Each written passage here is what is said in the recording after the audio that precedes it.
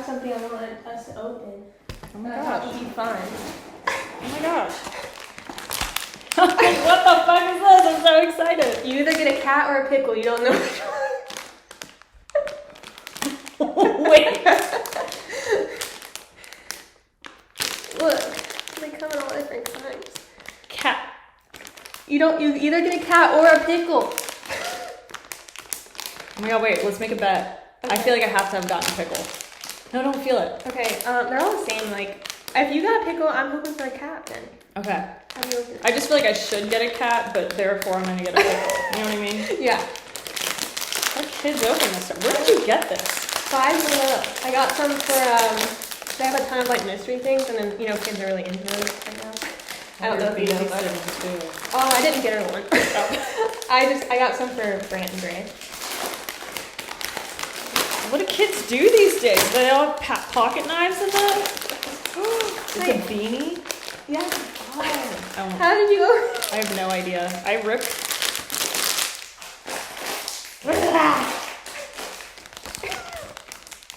How did I open this? Okay. I didn't see it. Ready? Ready? Yeah. 1, 2, 3. You got a hamburger cat. I got a fish cat. Wait, that's perfect. Oh my god. Is that not the cutest thing? You know Blue's gonna love Oh, this. she's gonna love it. It's a hamburger cat. I love you. Oh my. Nerjin got a pickle. Cheeseburger, hold the pickles, please. Oh my god. And Nerjin got a pickle is the best thing ever. Goldie fish. She is so shy, she can be positively coy. Why were these made for us? I don't even know if I want to give this to Blue. I kind of want it myself. Sorry, Blue. Whatever your heart desires. She's going to take it from me anyway, but I've never loved something so much. I'm glad you got the hamburger. That's very cute. Oh. All right, guys. Let's talk about murder. We're going to take a different turn. Today, we're going to be talking about murder. Like we said in the previous one, we're each going to be talking about one that the other one doesn't know anything about. It's going to be a little teaching moment. Mm-hmm. Mine is about Adam Fish.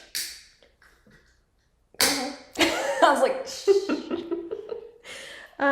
we talked about him in the previous episode, and he seemed so weird that we had to learn more about him.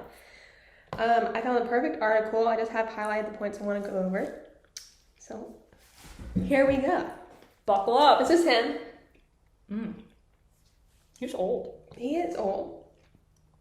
All right. So, I guess I probably should get up here.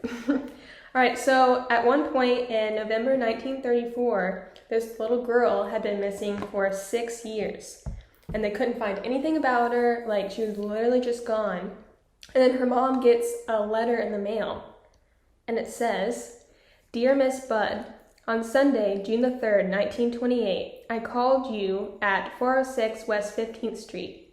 Brought you pot cheese, strawberries. We had lunch. Grace sat in my lap and kissed me. I made up my mind to eat her." That was a letter that her mother got. It was... I'm sorry. I know. Okay. I'm sorry. I'm just still, I don't know if I even processed what you just said, but okay. So, yeah, I don't really know what, like, brought you pot cheese. Like, I don't know. But he was also crazy, so, you know. Mm-hmm. Yeah, we do have to keep that in mind that maybe it means absolutely nothing. Okay, so it says that he began getting a taste for human flesh, and he wrote down that a description of the daughter being murdered and how he roasted her in the oven. He roasted a child in the oven and ate her. Yes.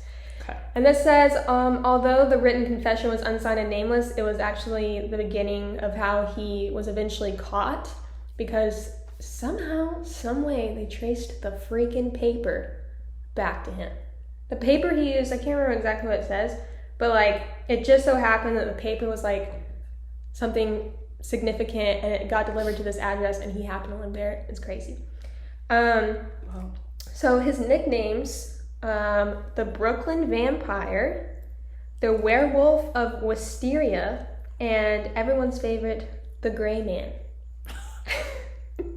You loser. But is it not fitting? It absolutely is.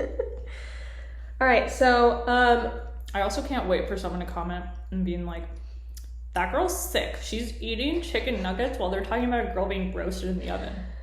You know what? Get over it. It's fine. All right, so he had a face that blended in with the crowd, so like he was able to kind of get away with some more stuff, and he was older, so like people didn't really suspect him. When he was a child, he had a lot of mental illnesses, and mental illness ran in his family. His brother was in an asylum, his uncle was manic, and his mother had hallucinations, so he was just destined for greatness. He really was. His father was 75 years old when he was born, so I'm pretty sure that also is not... In 1900, like, what? Yeah, his dad. I feel like that's so old back then. It is really old, actually. That's Like, a great point. Kind of now. I didn't even think about that. That's a family. great point. Weird family. And then died when he was 5. And that's 80. He lived till he was 8. That's great. That's crazy. That is actually crazy. When I was reading this, I did not even think about that. So now his mother is widowed. She didn't have the resources to take care of him, so all of their siblings went to an orphanage. And there, he conceived a passion for pain. So it says the caretakers at the orphanage regularly beat the children and even occasionally encouraged the children to hurt each other. Oh my god. But while the other children hated this, Fish loved it. Oh no. So he said, this is a quote from him, "I was there till I was nearly 9, and that's where I got started wrong. We were unmercifully whipped. I saw boys doing many things they should not have done." So that's when he came to enjoy and associate the pain with pleasure, which would later turn into a sexual gratification. Oh no. So now, even though now he's out of the orphanage, but he continues to administer his own beatings. And he forms an unhealthy relationship with a boy. The child introduced him to different sexual practices, such as the consumption of human waste, both urine and feces. The child introduced him to that? The boy. I don't know how old he was. But it says eventually his tendencies led him to self-mutilation, and he would regularly embed needles into his groin and abdomen and flog himself with a nail-studded paddle. When he was 20 years old, he moved to New York City, and his crimes against children began. So he was curious about like the pain of others. Naturally. So he started prostituting himself and molesting young boys, and then he'd take them to his house and rape and torture them. A nail-studded paddle was his favorite weapon. Dude, this guy's fucked up. It's so bad. So this says, remarkably, he ended up marrying a woman. He had 6 kids. He never violently abused his own kids, but he did continue to rape and torture children while he had his own. Oh my god. So now he's working as a house painter, and he begins another weird relationship with a younger guy, and it was later realized that the guy might have been perhaps intellectually disabled, so they don't know how much of it he actually consented to. Okay, I was literally going to say, how does he keep finding these guys? I don't know. That explains it. So for 2 weeks, he tortured this guy. Oh god. He like locked him in the basement or something because the guy thought he was going to come over and have like some fun time. He locked him up, tortured him for 2 weeks, mutilated his body, cut off half his penis. Then he quickly left the scene, leaving a $10 bill for the man's troubles. Was the guy alive? I guess. I didn't say, but... And this says, this is a quote from him, "I shall never forget his scream or the look he gave me." So, at this point, he's having trouble covering up his weird stuff. And his wife ended up leaving him. So then he got even crazier and pressing more needles into his groin, and then stuffing wool covered in lighter fluid into his anus and setting it on fire. It's not funny, but what the fuck? It's a little funny. It's so funny and not funny. Yeah, what at the same time. He literally lit his asshole on fire. Yeah. So then he began having hallucinations where he's saying, like, you know, God is telling him to do these things. He began teaching his own children really strange games. This is before developing an obsession with cannibalism. Before that, he began to eat raw meat, which he often invited his children to share. Those poor kids. All right, so now that he's obsessed with torture and cannibalism, he's like, I gotta kill somebody, right? Well, because, like, what else is next? I mean, he That's already the next lit step. his asshole on fire. Like, there's nothing really left. So he began to look for vulnerable children, intellectually disabled, homeless, black children, youths that he assumed wouldn't be missed.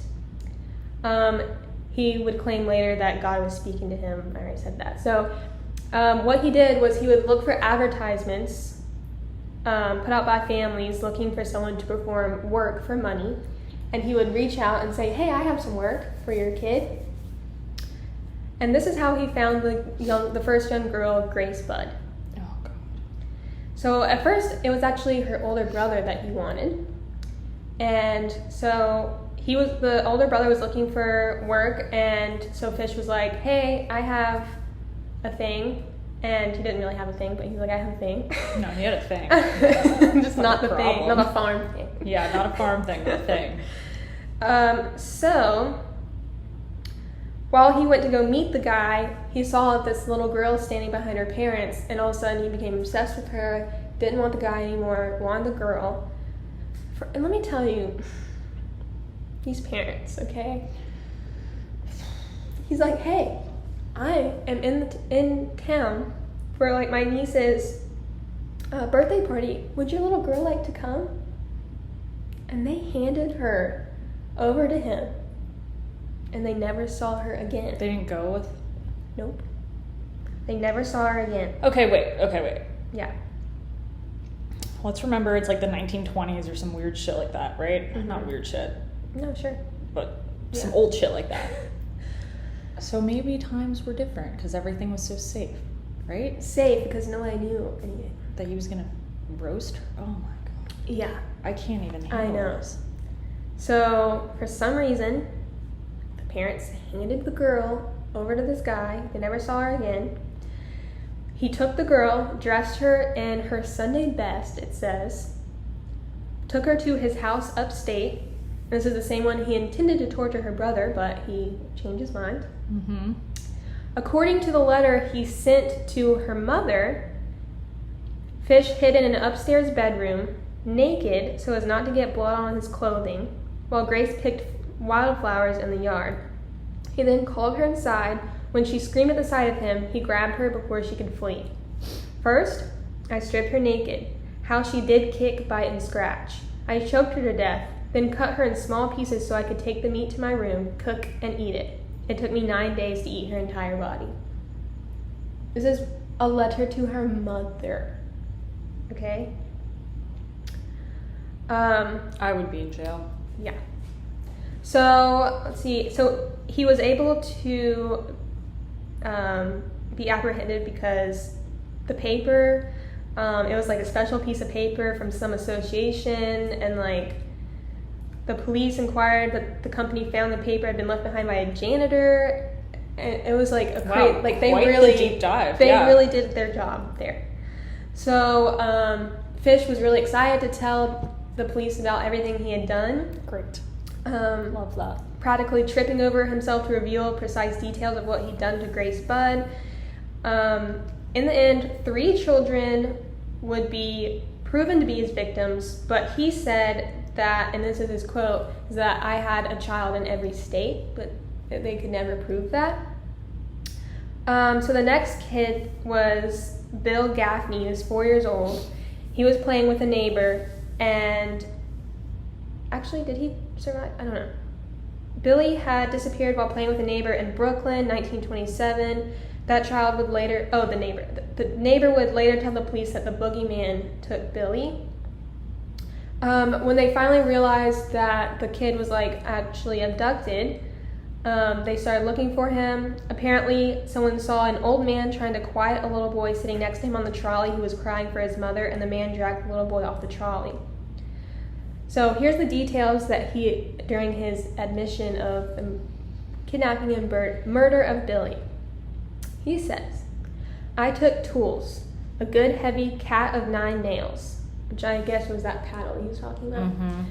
"Homemade, short handle, cut one of my belts in half, slit these halves in 6 strips about 8 inches long.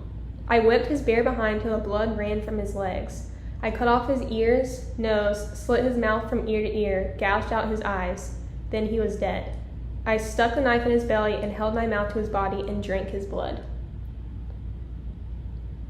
That? He did all of that before he was dead? Oh my god. Yeah. Yeah. That was pretty disturbing. I don't get disturbed very easily. 1924, a young boy named Francis vanished while playing with his brother and a group of friends. His body was found in the woods shortly thereafter. He had been strangled by his own suspenders, and Fish confessed that he was the one who lured him in the woods, assaulting and strangling him. He was ready to dismember the boy, but he thought he heard someone and fled the scene. So he had a trial in 1935. He said that his auditory hallucinations had told him to kill the children. Despite numerous psychiatrists involved that did support the insanity plea, the jury found Fish safe enough to be found guilty, and the trial took 10 days, ended with a verdict that he was executed by electrocution. That's it? Should have tortured him. I know. Well, actually, he would have probably liked it. He would have loved it. They should have just let him sit in a cell for the rest of his Honestly, I 5 always think years. that's worse. Yeah. I always think it's worse. In solitary confinement. Yeah. Just, Make you'll him go lose your crazy. mind even Yeah. more. Yeah, I don't know if that's possible. So right before he died, they wanted him to write down about everything he had done so they could use it to maybe solve more crimes or something. So he wrote it down, gave it to his attorney. His attorney said that he took one look at it and said, "I can never release this because it's just too gruesome," and they've never been released. He refused to share his client's notes, only took one glance at them to determine that what Fish had described was too crazy. Crazy. Too crazy for public consumption. "I will never show it to anyone," he said. "It was the most filthy string of obscenities that I have ever read." And that is the story of Albert Fish. What the actual fuck I know. did I just listen to for the last almost 20 minutes of my life? I am so shook right now. I know. Now we don't even know how it ends. Can we talk about that? Like, I have no idea what the letter says. No one else does either. I want to know. Yeah, I want his records that he wrote. I would love to know. But yeah, he claims to have a trial in every state, but of course they couldn't pin anything on him. But the 3 that he did, Oh my god. Oh my god. I don't get disturbed very easily. But I am reading like- the second one, Yeah, that one just fucked me up. yeah. He's the worst human ever. Because at least, I know this is terrible, but at least he strangled the little girl first. Yeah. And she didn't have to go through No. any of the torture. This kid went through. Yeah. Yeah. Oh god, no. I thought about the eyes and my eyes are watering. Pretty gruesome. We really picked a good one. Well, in true opinionated fashion, my story doesn't even touch hers. And honestly, what I'm going to tell you isn't as shocking as I thought it was. So here we go. Well, this is only because that is... Yeah, we Too literally shocking. picked the worst human ever. Wow, I know. Okay. I don't know, I feel like when we picked him, we were just like, oh, it sounds interesting. We're like, he sounds pretty fucked up. We never heard of him before. Yeah, how did we not? Oh, Now we have. I'm just excited there's someone named the Gainesville Reaper. So, I guess it's one of those things you can cross off your bucket list. You live in a town where we had a serial killer. Excited about that. So I'm going to paint the scene a little bit. Happy to be here. Happy to be here. Thank you so much, everyone. I'm going to paint the scene a little bit. Paint it. So everything that I'm going to tell you took place in the 1990s. Not that long ago. Not that long ago. And especially in the UF campus. So in 2021, the UF population enrollment was what year are we in? Whatever. This year, like 2022, where am I? 57,841 enrolled. In 1990, 36,531. So much smaller. Still big. Still pretty big, but it was small enough that people in Gainesville thought that it was a really safe town, and they typically felt safe, and they felt like they didn't really have to lock their doors at night. Don't they always? Lock your doors, people, no Lock matter your where you doors. I don't care where you live. So now I'm going to tell you about Danny Rawling. Danny Rawling was born in 1954 in Louisiana to a 19-year-old mother and a police officer who suffered a combination of PTSD because he was a Korean War veteran, and he also had inherited mental illness. We literally never can read, but we enjoy reading, and it's not picture books, so I don't know how to explain that. I don't understand. But anyway, he also had mental illnesses. Sure. So Danny's dad was controlling and violent. He verbally abused his kids. Danny had a younger brother named Kevin, and he waited until Kevin and Danny were older because then he was able to actually physically attack his kids. So he moved on from verbally attacking them to physically attacking them. So that's good. And Danny had turned to different defense mechanisms. First, he developed multiple personalities because he wanted to disassociate from his upbringing in his childhood, and that was his way of kind of escaping. Yeah. And he also had several failed suicide attempts. So he went through it. But years later, he ended up going to the Air Force, and he actually got kicked out because of a drug possession. So he lived with his grandpa for some time afterwards, and he actually found solace through the church. So he actually had a moment where things were looking good. He met a woman, he married her, she had a daughter already, and things were looking good. But eventually she left Danny because Danny began abusing the daughter the same way that his father did. So that fun little story ended quickly. Yeah. And this is when things got weirder. With his multiple personalities and disturbing visions, his actions started getting worse. After his divorce, he actually raped a woman who resembled his ex-wife and took part in several armed robberies throughout the South, leading to his arrest in Georgia in 1979. Oh.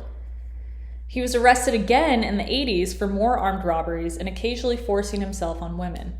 Just occasionally, though. Just every once in a while. Recreational. Yeah, he was more into armed robberies, but sometimes it would just happen. Okay. In November of 1989, Danny was fired from his job at a restaurant. That very night, he broke into a home to murder 24-year-old Julie Grissom, her 8-year-old nephew, Sean, and her 55-year-old father, Tom. The findings on Julie would soon echo his later killings. Julie was found with bite marks on her body and was arranged with her legs spread on her bed. Oh, God. The following May, Danny got into a final argument with his abusive father. This time, he pulled out a gun and shot his father in the stomach and the head. And people started looking for him, so naturally he fled. And he ended up fleeing to Gainesville, Florida. Gainesville. Hello, we are on the map. We're ready to go. Welcome. So in 1990, Danny set up a campsite in a wooded area behind the University of Florida, right on time to murder students beginning their fall semester. A campsite, and there's photos that I can include later. Yeah. It's just like a tent in the woods. Oh, so you can't really tell. You can't really tell, but he literally just set up camp. Okay. Over the summer, a woman named Sonia Larson, who's 17, and Christina Powell, 18, had just moved in together after meeting in the dorms over the summer. I don't like where this is going. Well, on August 25th, Christina's parents hadn't heard from her in a few days, so they decided to do a surprise visit to see how she's doing. I love those. When they got no response from the girl's apartment, a chill ran down their spine, and they called the police, and soon thereafter discovered a gruesome scene. On the night of August 24th, Danny snuck into the home of Christina and Sonia and brutally stabbed and raped both of them. When the police discovered the bodies of the two girls, they knew something gruesome had happened. Sonia's body had been pulled to the edge of the bed, her legs draped over. Her arms were above her head, and there was residue on her wrists that indicated duct tape had been used to secure her and was then removed afterwards. As detectives moved through the apartment, they discovered Powell's body in a similar position on the living room floor downstairs. She was also raped and posed. 9 hours later, the cops were called to a more horrifying scene. It gets worse. That was just the beginning. On August 25th, Krista Hoyt, 18, who was a student at Santa Fe College, God, it's so weird hearing. I know, and a dispatcher with the Alachua County Sheriff's Office, didn't show up to work. Deputies were dispatched to her residency, and when she didn't answer the door, an officer flashed his light through the window, and what he saw was horrifying. Hoyt had been raped, stabbed, and her torso was cut open. Oh, God. She was posed on the edge of her bed, sitting up, with her feet on the ground and her hands on her thighs. Oh, my God. However, I'm literally getting chills. Like, I'm picturing it, and it's creeping me the hell out. I literally do see this. Yes.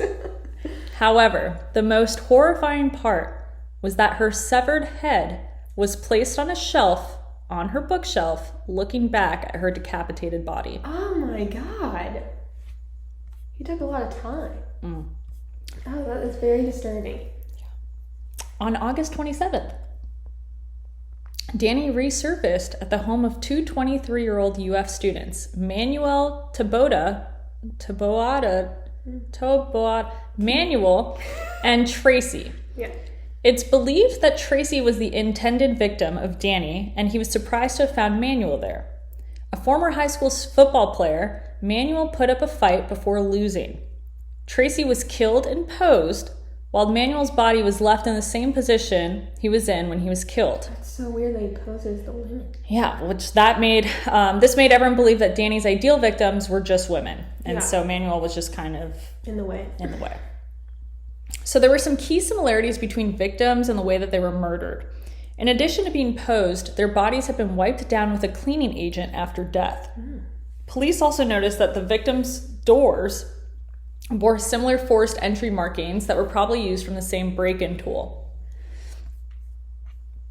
As Danny skipped town, a local task force was assembled to calm a frantic community and find answers. Authorities soon zeroed in on a prime suspect, a UF student who briefly lived in the same complex as two of the victims and exhibited erratic behavior, at one point getting arrested for hitting his grandmother.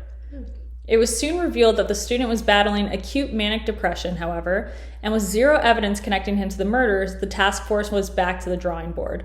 Now, this kid who they thought was like the prime suspect, he had, and I think what I had read briefly was it was from one of his like manic episodes. He has scars all over his face, like crazy. Yeah, I'll show you it. It's just like scarring across his face, and like he looks nuts. So I could see why he was suspect number one in that one. So the task force started combining databases to see if there were any other crimes that had similarities to the ones in Gainesville. The results brought up a cold case from November 4th, 1989, which was the triple murder case in Louisiana, resulting in the deaths of Tom Grissom, his daughter Julie, and Sean, the 8-year-old. Investigators learned that Julie's body had also been mutilated, cleaned, and posed. Like, I mean, in your opinion, he wants to be found? How else would you set up something that... Well, one of the deputies at the time said that he believed that the reason he was posed was to shock the deputies, and that it was how he wanted the bodies to be discovered. It just seems like he didn't think that one through, you know? It was like, oh, it's obviously the same person. Way to go, Danny. It's like that meme that's like us sitting on a couch like with sweats drinking wine. It's like, you idiot, you left your fingerprints, and like meanwhile we're doing absolutely nothing with our lives. Like, fucking idiot, I would never. They also pointed to a bite mark on Julie's left breast. The saliva sample showed it was the same blood type as the murders in Gainesville. Oh, neat. Okay. So, police went nationwide in the hunt for their killer, sharing information about the discoveries in the news. They received a tip from a woman in Louisiana who told them about a man who lived with her during the period of the Grissom homicides. He told her he was a bad person, elaborating, "I like to stick people." His name was Danny Rawling. Probably shouldn't have let that one slip, Danny. Way to go, Danny. Meanwhile, the killer they were looking for was already sitting in jail. Rawling robbed an Ocala-Winn-Dixie at gunpoint and was captured after crashing his getaway car. While investigating a bank robbery that occurred right after the murders, police discovered Rawling's campsite and evidence tying him to the crimes, including a cassette tape with chilling country songs referring to his plans. So there's a video, I don't actually know if I can probably try to find it, where he sings like country songs that he made up, and it talks about like the murders or like things that he was planning to do. I hope you can find this. I will look it up shortly. Okay. DNA evidence, including semen, later confirmed his involvement in the murders. While in custody, Rawling was named as the primary suspect in the Grissom killings and sentenced to life in prison for bank robbery. Around the time Rawling began... Buckle up. Around the time... There's more to buckle up? Do you remember that saying, the breasts were... Swinging? I got a similar vibe. Can we bring that up every... I hope we bring it up. That should be like our tagline. I was gonna... Come swing your breasts with us. Around this time, Rawling began corresponding with journalist Sandra London, who would later become his fiancée and help him put together The Making of a Serial Killer. I've heard of that. Me too. We have to read it now. Yeah. In February of 1994, just before the start of his trial, he pleaded guilty. To determine the sentence,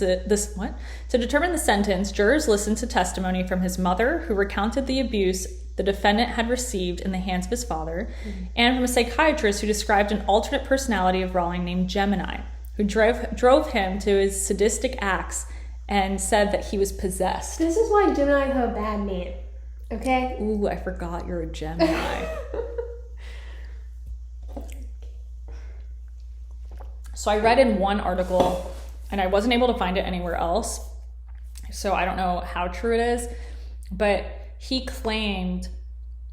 later like confessed that he became possessed or like came up with Gemini after watching like The Exorcism. And it kind of sounds like that's what like drove him to come up with this whole thing, but it also was like, but that's what drove him to get like possessed and have these thoughts. Oh, I or guess whatever. I mean, not that it makes sense, but it makes like Amber's like, I get it. It's happened to me once. We've all been there. We've all been there. You know, sometimes those movies.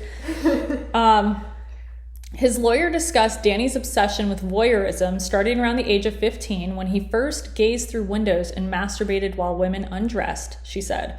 Later, that's what that's called. Mm-hmm. I'm sure. Didn't know that either. When I was like, it's a nice name for such a horrible. You know, just a little voyage. Just. I'm not gonna make any more jokes. I was like, no. Later, he peeked at families and learned their meal and sleep schedules. His lawyer called it an escape mechanism for his dysfunctional family. It also met the emotion. That was a good one from his lawyer, though. You have to admit that was a good one. She's like, he just needed it. Yeah, he needs to realize what a real family's like. It also met the emotional need of him feeling a part of another family. Can you blame him? That lawyer knows how to talk. I just don't know how it led to him murdering people, but you know. 2 other psychiatrists also testified that a severe personality disorder was in play, but stated their belief that he understood the magnitude of his crimes. The jury unanimously found Rawling guilty of first-degree murder on all 5 counts in late March, and a month later he was sentenced to death. His appeals exhausted, Rawling faced execution at Florida State Prison on October 25th, 2006. In his final moments, he belted out in song, and the 47 people Please tell me it's a country song. crammed into the witness room with one of his songs, a religious hymn with the refrain, none greater than thee, O Lord, none greater than thee. Wait, he's saying that? He sang it. His microphone was then cut off, ending a life story as twisted as any that could appear on the big screen. That was a good story. Well, this story, so this whole talk about like that he was influenced by the exorcism and all that kind of stuff, it ended up being kind of, what's the word? Controversial, because this story ended up being the inspiration for the Scream movies. So the Scream, it's like he goes into houses of like girls and students or whatever and murders them. And so like that was this huge controversy because he's saying he was inspired by a movie, and then this movie is inspired by him, which could therefore inspire others. Guess what I dressed up as for the first like 8 years of my life for Halloween? Apparently Danny. Hey, Danny. Swinging my breasts. That's crazy. And something that's, I don't know if you even know this actually, but in Gainesville, when you're going down 34th, there's those palm trees. There's five palm trees with like a little sign. Are they in the median? Yes. Okay. And each palm tree is one of... No, I didn't know that. Mm-hmm. And it says like in loving memory, and each one has the name of one of the students that he murdered. This is so, it's gonna be... I know. I know. It hits so close to home. Isn't that crazy? It is crazy. He made a tent. Serial killers are awful, okay? They do awful things. They ruin my fucking day. But boy, are they interesting. God, they're so interesting. Well, thanks for joining us on this journey. Thank you so much. We're going to end on a happy note. We are. Amber has a surprise for us. Yeah. And we're going to go get it real quick. But we'll see you next time with maybe something more uplifting. Yeah. Thanks for sticking around for this. And if you want more, let us know. If yeah, because we love this shit. Like, I will do another deep dive. Hopefully Amber won't get someone as psycho as... I don't think that exists. So yeah, I think we're good. It's only up from here. Amber always knows how to start bad. Bye, guys. Bye!